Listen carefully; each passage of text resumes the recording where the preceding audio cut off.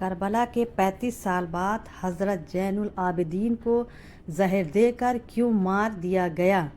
حضرت زین العابدین کی، جنہیں امام سجاد بھی کہا جاتا ہے، وہ 10 محرم 61 ہجری میں کربلا کے میدان میں موجود تھے، لیکن بہت زیادہ بیمار ہونے کی وجہ سے وہ اس جنگ میں حصہ نہ لے سکے۔ جب یزید کی فوج نے سبھی اہل بیت کو شہید کر دیا تو ابن زیاد کی نظر حضرت زین العابدین پر پڑی، تو اس نے حکم دیا کہ اس لڑکے کی بھی گردن کاٹ کر اسے نیزے پر لٹکا دیا جائے۔ یہ سن کر سمر آگے بڑھا اور اس نے حضرت زین العابدین کو شہید کرنا چاہا، لیکن اسی وقت حضرت زینب آ کر اپنے اس بھتیجے پر لیٹ گئی اور روتے ہوئے کہنے لگی کہ اے ظالموں، تم نبی کے گھر والوں کا کتنا خوب خون بہاؤ گے، کیا ابھی تک تمہاری پیاس نہیں بجھی ہے؟ سمر نے بہت کوشش کی، لیکن حضرت زینب نے اپنے اس بھتیجے کو شہید نہ ہونے دیا۔ آخر مجبور ہو کر ابن زیاد نے سمر کو روک لیا اور پھر سبھی کو لے کر پیدل ہی کوفہ شہر لے کر گیا۔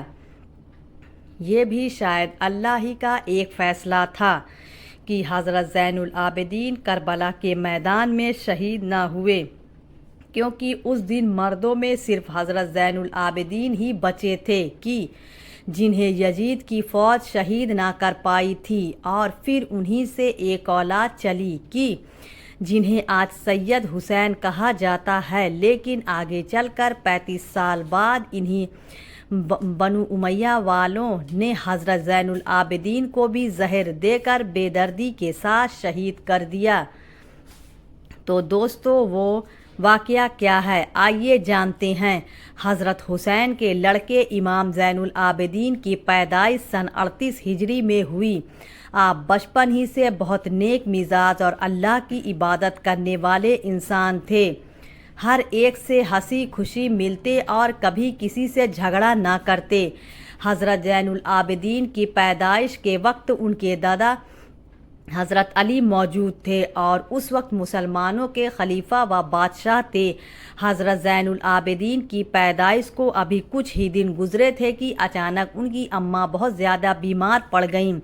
والد حضرت حسین نے ہر طرح سے دوا علاج کیا، لیکن وہ ٹھیک نہ ہو سکی اور کچھ ہی دنوں بعد ان کی وفات ہو گئی۔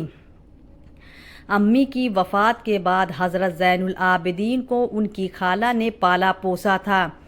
جب آپ کی عمر 2 سال ہوئی تو تاریخ کا وہ دردناک واقعہ بھی پیش آیا کہ آپ کے دادا حضرت علی کو ایک ظالم انسان نے چاقو سے وار کر کے فجر کی نماز میں شہید کر دیا۔ دھیرے دھیرے وقت گزرتا گیا اور حضرت زین العابدین بڑے ہو گئے۔ آپ بہت زیادہ نیک تھے۔ جب بھی نماز کا وقت ہوتا اور آپ وضو کرنے کے لیے پانی لے کر بیٹھتے تو چہرے کا رنگ بدل جاتا، جسم کانپنے لگتا۔ ایک دن گھر والوں میں سے کسی نے پوچھ ہی لیا کہ آپ کی نماز پڑھنے سے پہلے ایسی حالت کیوں ہو جاتی ہے؟ تو حضرت زین العابدین نے جواب دیا کہ اللہ کے سامنے کھڑے ہوتے ہوئے مجھے ایسا خوف محسوس ہوتا ہے کہ اس سے میرے چہرے کا رنگ بدل جاتا ہے۔ وہ جب بھی نماز کی نیت باندھتے تو اکثر 2 رکعت میں صبح ہو جاتی۔ ساری رات قرآن کی آیتیں پڑھ پڑھ کر روتے رہتے۔ حضرت زین العابدین اتنے زیادہ سجدے کرتے تھے کہ آپ کا نام ہی سجاد رکھ دیا گیا، کیونکہ عربی میں سجاد کے معنی ہوتے ہیں بہت زیادہ اللہ کو سجدہ کرنے والا انسان۔ ایک بار بازار میں کسی جاہل انسان نے حضرت زین العابدین کو برا بھلا کہنا شروع کر دیا، لیکن آپ نے اس انسان پر کوئی دھیان نہیں دیا، بلکہ خاموش ہو کر وہاں سے جانے لگے۔ تو وہ انسان غصے میں کہنے لگا کہ اے سجاد بن حسین، میں آپ کو برا بھلا کہہ رہا ہوں، آپ مجھے جواب کیوں نہیں دیتے؟ تو حضرت زین العابدین نے کہا کہ میرے نانا پر جو کتاب نازل ہوئی اس میں لکھا ہے کہ جب بھی تم سے کوئی جاہل بحث کرے تو تم اسے نظر انداز کر کے نکل दोस्तों, हज़रत ज़ैनुल आबिदीन की शादी 57 हिजरी में उन्हीं के चचा हज़रत हसन की लड़की हज़रत फ़ातिमा से हुई। आगे चलकर आपके 11 लड़के और 4 लड़कियां हुईं। आपके लड़कों में सबसे मशहूर हज़रत बाकर और हज़रत ज़ैद शहीद हैं। 10 मुहर्रम 61 हिजरी में हज़रत ज़ैनुल आबिदीन अपने वालिद हज़रत हुसैन के साथ करबला के मैदान में गए थे, लेकिन उस दिन वो इतने ज़्यादा बीमार थे कि पूरा दिन बेहोशी की हालत रही, इसलिए वो इस जंग में शरीक ना हो सके। लेकिन इब्ने ज़ियाद ने हज़रत ज़ैनुल आबिदीन को कैदी बनाकर उन्हें यजीद के सामने दिमशक में कुछ रिवायतों के मुताबिक यजीद के करबला के वाक़या के बाद अहले बैत की सभी औरतों को मदीना वापस भेज दिया, लेकिन हज़रत ज़ैनुल आबिदीन को एक साल के लिए जेल में कैद कर लिया। 1 साल बाद जब हज़रत ज़ैनुल आबिदीन जालिम यजीद की जेल से छूटकर अपने शहर मदीना आए तो वो अक्सर रोया। किसी ने आपसे पूछा कि आप इतना ज़्यादा रोते क्यों हैं? तो हज़रत ज़ैनुल आबिदीन ने जवाब दिया कि ऐ इंसान, हज़रत याकूब का बेटा यूसुफ उससे जुदा हो गया था, बाद में मिल भी गया था, लेकिन फिर भी हज़रत याकूब इतना ज़्यादा रोए कि उनकी आंखों की रोशनी चली गई, और मैंने तो अपनी आंखों के सामने करबला के मैदान में अपने वलीद और भाइयों को कत्ल होते देखा है, तो मुझे रोना क्यों ना आए।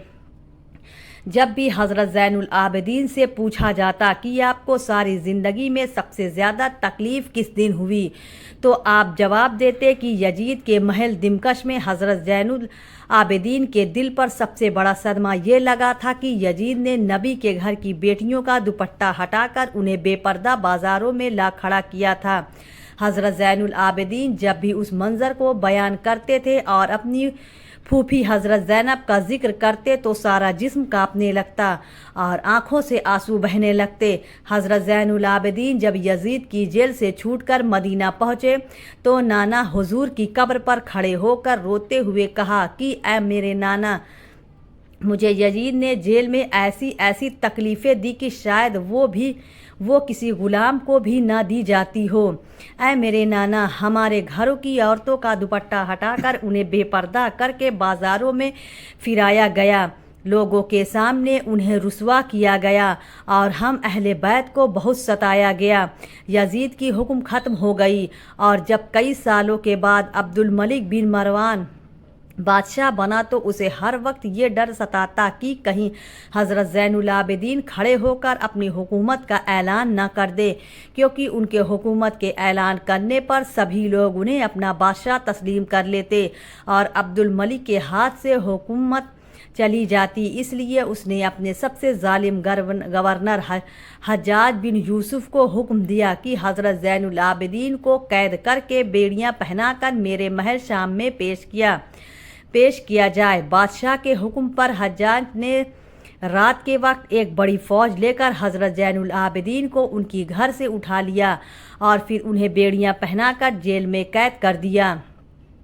लेकिन उन्हीं दिनों किसी ने बादशाह अब्दुल मलिक को समझाया कि आप ये गुनाह ना करें, क्योंकि आज तक बनु उमैया के जिन बादशाहों ने अहले बैत के लोगों को सताया है तो उनकी हुकूमत का ख़ात्मा बहुत जल्द हो गया और हज़रत ज़ैनुल आबिदीन को हुकूमत से कोई ताल्लुक़ नहीं।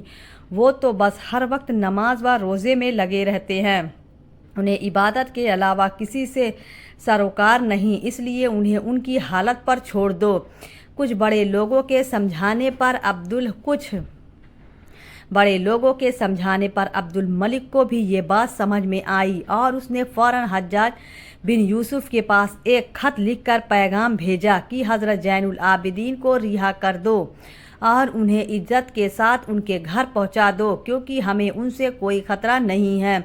उसके बाद अब्दुल मलिक के ज़माने में हज़रत ज़ैनुल आबिदीन को किसी तरह की भी तकलीफ़ ना दी गई, लेकिन जब अब्दुल मलिक की मौत हुई और फिर उनका लड़का वलीद हुकूमत का बादशाह बना तो उसने अब सबसे पहला काम ये किया कि हज़रत ज़ैनुल आबिदीन को जहर देकर शहीद करवा दिया, क्योंकि उसे डर था कि कहीं हज़रत ज़ैनुल आबिदीन उठकर अपनी हुकूमत का ऐलान ना कर दे।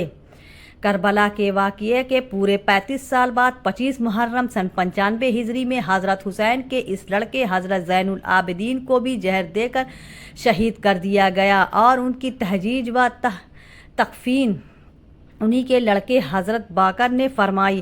حضرت زین العابدین کی قبر جیت البقیع اور جنت البقیع اور حضرت فاطمہ کی قبر کے پاس ہی بنائی گئی۔